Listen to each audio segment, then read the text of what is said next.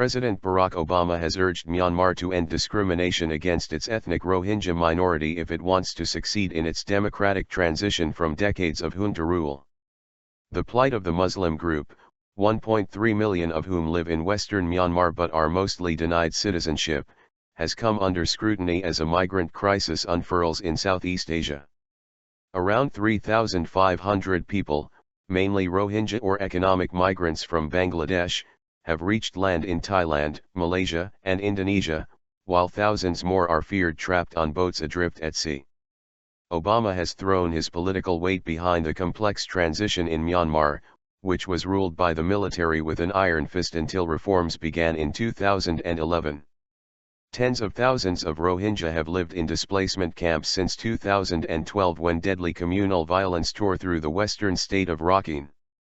The Rohingya have been discriminated against significantly, and that's part of the reason they're fleeing, Obama said June 1 in Washington at an event with young leaders from Southeast Asia. Addressing what is required for Myanmar to succeed, Obama said one of the most important things is to put an end to discrimination against people because of what they look like or what their faith is. I think if I were a Rohingya, I would want to stay where I was born. But I'd want to make sure that my government was protecting me and that people were treating me fairly, he added. And that's why it's so important, I think, as part of the democratic transition, to take very seriously this issue of how the Rohingya are treated. Myanmar does not recognize the Rohingya as a separate ethnic minority, instead calling them Bengalis. It insists they are illegal immigrants from neighboring Bangladesh. As a result, they face restrictions on movement and on access to jobs and services, prompting thousands each year to brave the dangerous sea journey south towards Malaysia and Indonesia.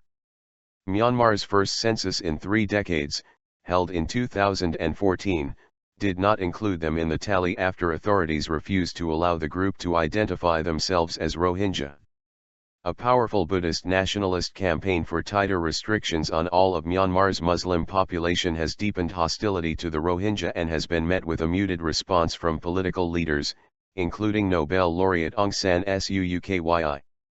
Her opposition party is set to contest elections in November, which Obama has backed as a key stepping stone towards democracy. But during his last visit to the nation in November last year, Obama warned that Myanmar's reforms were by no means complete or irreversible, citing the cramping of freedom of expression, ongoing conflicts, and the treatment of Myanmar's minority groups, especially the Rohingya.